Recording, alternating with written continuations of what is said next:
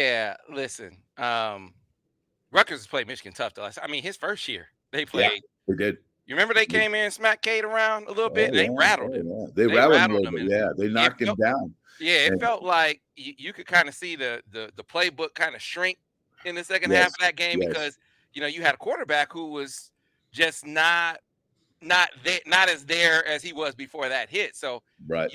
my point in bringing that up is, hey man, they're physical, they're coming to play, they're not intimidated. Mhm. And then last year they had a halftime lead, so every reason to believe that this is going to be a tough team coming in here, and then they get the touchdown out the gate in an Yep. uncharacteristic way.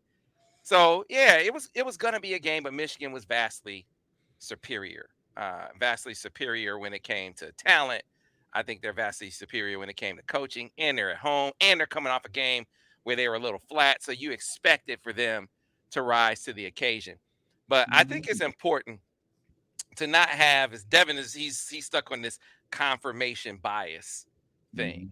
Mhm. We all have things that we want to see them do. Like for me, make no secret of it, I want to see Michigan RPO, right? Why do I want to see Michigan RPO? Because I think against the better teams that they face, your Penn State, so let's say they make the playoff again, when you face the top 2 3 teams in the country, I feel like it's a really ideal way to balance the equation, even more so than they do, or in an additional way. Kind of they got other ways that they balance the equation with their run game. Michigan's going to run into loaded boxes. We're going to talk about that.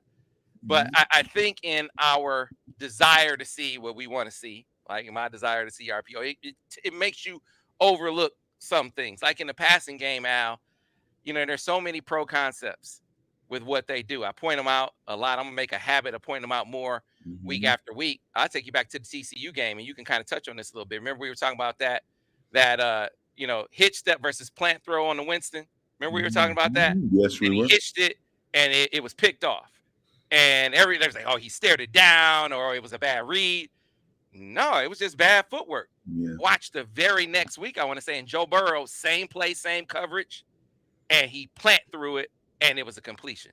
We're watching those crossers, so they had like those kind of crossers kind of intersecting, and then you saw Roman. It was against man. Roman comes across and he catches the ball Mhm. clean across the middle. Very next day, watching Denver and who Denver beat the Broncos, and man, they very same concept. Tyreek Hill's running wide open across the middle of the field, Yeah, the scores a Dolphins, that's touchdown. right. They're Yeah. doing all the same stuff, Al.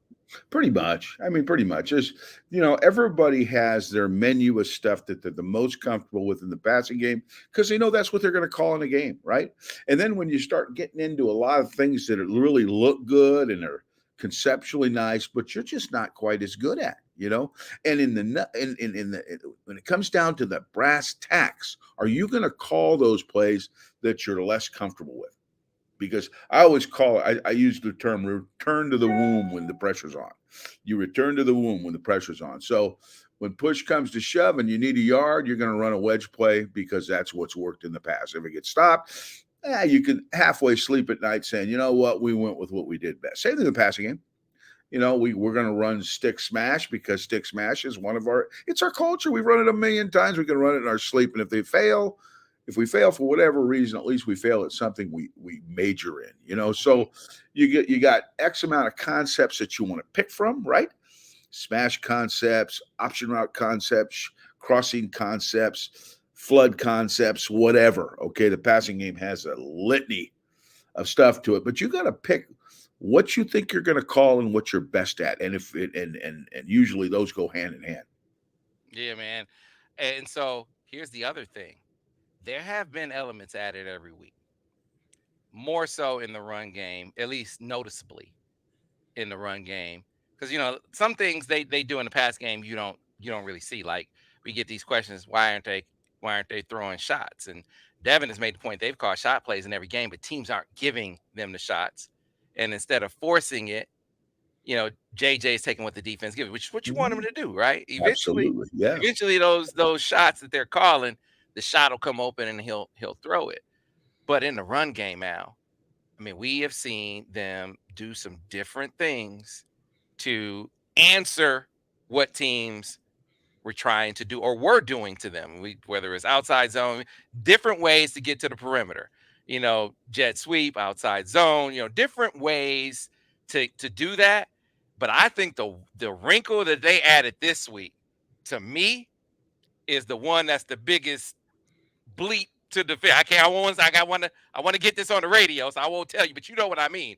Yeah, It is watch your a bleep. language, for goodness sakes. It is a bleep to defend you attach a read to a duel because they're bringing that guy off the edge anyway, right?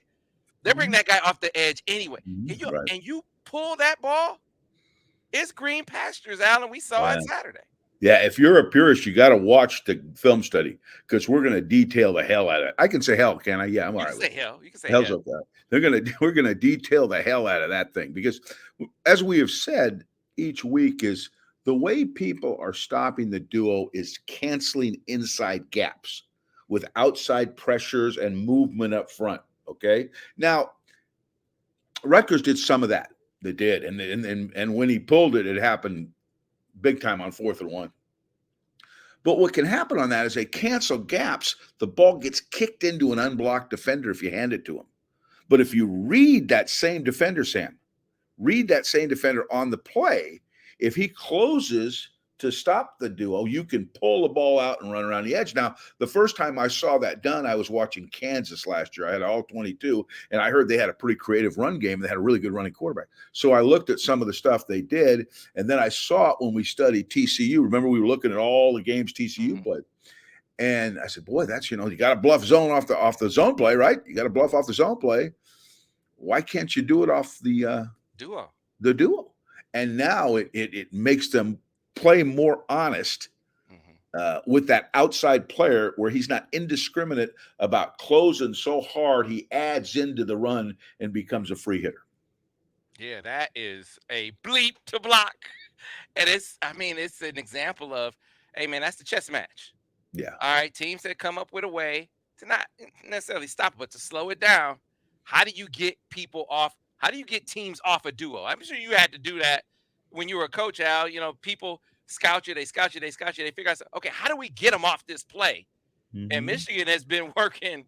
They've been working like all off season, early this season, and how do we get people off our inside?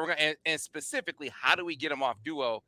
I'm no coach, but to me, the wrinkle they put on tape this week is going to help them the rest of the year. Not just when they call, not just when he pulled, just when they call the play. Because they don't know if he is or not, right? Right. They don't know if he is or not. The 3 times he pulled the ball on duo plays, one, all of them were good, but one on that 4th down and 1 or 4th and 2, whatever it was just deadly. It killed him because Rutgers stopped him there. They could have got back in the game, but they didn't. So, you live and you learn. You talk to defensive coordinators, they have what I call busters. If a team is really good at maybe the power play, okay, where you pull a guard, double team, and kick out, they have power busters. They have certain defenses that they know that you will struggle with on that play. So they force you to go to another play and play what I call left-handed, okay, which is not preferred, but you have to be able to have that counter punch to keep your running game going, okay? So either you got to add things to that play or you got to have an alternative play that exploits the buster. Yeah, man. And so JJ, I thought, got the memo. That's the thing. So you want to run him, you want to present the threat, but you want to be smart about it. And we saw that on display a few times as well, where he could have got the extra 3-4 yards, but he didn't. He lived to fight another day. That's another coaching point you can see on display on the field. Yeah, and that's something, particularly because there's a lot of games to play. I was always more hesitant to run the quarterback earlier in the season, but as they get into Big Ten play and the opponents become more and more formidable, you got to use your quarterback some to run without overusing your quarterback and getting him hurt. So it's a delicate balance in there, but it can be a lethal weapon to attack the defense when you add those bluff runs or duo reads, and then the +1 runs. The +1 runs where you can add a blocker on occasion. Just to help you handle that loaded up box. That's all good stuff, and as long as you pick and choose when to use it and not overuse it, I think it's really good equipment for your offense. All right, so let's talk about pass protection. Let's talk about the offensive line battle. The tackle battle is what it's ongoing. Mhm. It's going to continue another week, right? We Mhm. saw them alternate some this week. It's funny how narratives get created. There was a busted coverage or a busted protection in the Bowling Green game. Yes. We speculate, and forgive me, man. There's so many questions that we come up with and I forget to ask some of them. So I forgot to ask: was it a protection bust on the running back in that situation? Was it on Donovan? I don't know if that was the case, but if it was, we speculated that it was a mischeck. I mean, the way Mhm. he went, it didn't look like a guy who just didn't know who to pick up on a protection. It looked like he missed the check, if it indeed was his fault. So there was something said about that during the broadcast. Mhm. So in this broadcast, I was trying to put it together. Someone asked me during the stream with Devin yesterday, can you talk about Donovan's blown pickup? And I was like, are you talking about the Bowling Green game? What are we talking about? We went and looked at the tape. So the play where JJ gets killed by Lewis, who was committed to Michigan at one point, just a dead on shot. I think people think that was on Donovan, and watching the tape, Al, it doesn't look like that was on Donovan. No, no, I doubt seriously if on a drop back protection they're assigning their best defensive end to the out running back, and Right. if they are, they better reevaluate their protection. And they're not that dumb. They're not going to do that. That was some communication error with it error between the internal part of the offensive line. Somebody didn't get the memo, as you say, because the right tackle fanned out and the right guard went into turn protection, which left the end free. And Donovan stepped outside against the nickel blitz, thinking he had him, which I think he did, Hmm. and the end came through free. So, and we're going to detail that. We're going to talk about the difference between turning your protection and sorting your protection. And we won't go into all those details now, but that's very, very dependent on communication, whether it be with the back, whether it be with a line, whether it be with a quarterback. All the protection works together with all the guys. So everybody has to know, the left hand always has to know what the right hand's doing, or something like that can happen. Right. So in this case, it looks like maybe there was a mischeck up front. Right. Mm-hmm. That doesn't excuse it, but you're trying to look and see where does the fault lie, especially when you're talking about it within the context of a position battle, which is Mm-hmm. what they're locked in. It's basically they're locked in a position battle for the starting tackles. And so it was very conspicuous to me. I don't know if this was by design, but after that missed pickup, so JJ gets killed. He stands in there like a G and completes it Just to Coach. completed it. Yeah, we're going to show that. Oh my goodness, he had a defensive end with a full frontal shot on a stick route, which is a little 6 yard out to the tight end, and he let that go and ba boom. I mean, oh God, he got splattered. You learn a Not lot about good. your quarterback like in Yeah, times you like earn your NIL money there. I would say scholarship money, but I think there's more in NIL now. So, but yeah, he stood in there and took it and delivered a good pass, coast and pulled it in. It was short of the first down. They kicked the field goal. They missed the field goal. The mm, very next series, they changed their tackles. Now, mm, again, that might have been by design. We watched the Bowling Green game, and we said after watching it, they're gonna rotate okay, Ladarius yeah. in earlier, right? So that it may have been part of the timeline to substitute Ladarius in at left tackle and Mhm. move Carson over to right tackle in that moment. But it seemed awfully conspicuous that they did it right after that missed protection or that protection bust there in the what was that, the second quarter. So I Are you again insinuating that they might have expedited the process? Is that what you're saying? right, or it might have been something where they had a little talking to, because they eventually came back and Miles was back in the game later in the game, Mhm. so they Yes. rotated them some the rest of the game too. But again, it was hard not to put two and two together when you watch that. It's like, okay, the very next series they changed this up. But again, as you're doing the as a position coach and you're weighing, all right, who's ahead, who's the starter. I mean, this was a game where it felt like the Ladarius Carson duo had a leg up on the on the Carson Hinton duo if Yes. you're matching them up. Yeah, I would tend to agree with that. And that really is the dynamic. The dynamic changes if Ladarius goes into the game and Ladarius goes to left tackle and Carson moves to right tackle rather than Carson playing left tackle and Hinton playing right tackle. So it is different, okay? And you got to see how all that chemistry works. And you can see now, Sam, and this is what I've been talking about from the beginning, is there can be errors when you're testing players. Mm-hmm. But once those five, see the thing I think Michigan's had the last couple of years is they played kind of with the same five guys, outside of an injury here and there. And those guys learn the communication, the chemistry, and the playing in concert. But as you're going through the testing ground, or using the testing ground to find out who you really want to play with, there can be some problems that go beyond just watching their ability and how well they pass protect or run block. So it's just something to keep in mind as you assess that competition. Yeah, and that's the part that we as outsiders don't. You can't see that. Like we can't see if there was if there was a communication Yes. breakdown. We don't. We That's something only they on the inside Well, know. Sam, either myself as I mean, 43 years of coaching and 30 years of coordinated, I coordinated all those schemes, but I can't definitively say exactly what the problem was. I can use my instincts and experience to deduce in an educated way what I think the problem was. And more often than not, I'm probably going to be right. But there's always a backstory. There's always a backstory. Well, Jones didn't get to Smith the turn call, so I went down. Smith went out. The back went in. Oh God, I know all that. I mean, naturally, a week ago it was the Mike ID was to the right. Donovan shouldn't take, and everybody's going Donovan. You just got to know that there's all kinds of things that can happen in the process that may not, the onus may not be on the player you think it is. Yeah, the thing with Donovan is you feel like, unless before we get to the questions, your broad brush, and then you do the grades, and then we do the questions. There's so many comments and questions on Donovan. We'll get that in here. Like, yeah, what's up?